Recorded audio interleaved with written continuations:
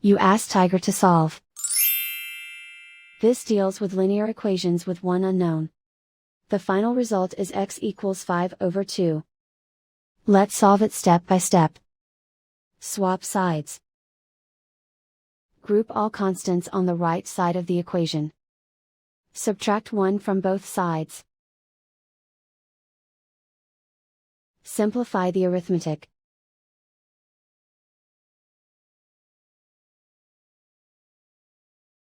Isolate the x.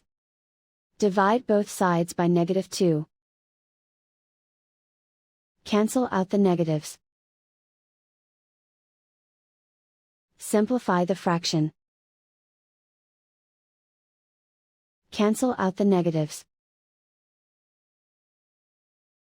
And so the final result is x equals 5/2.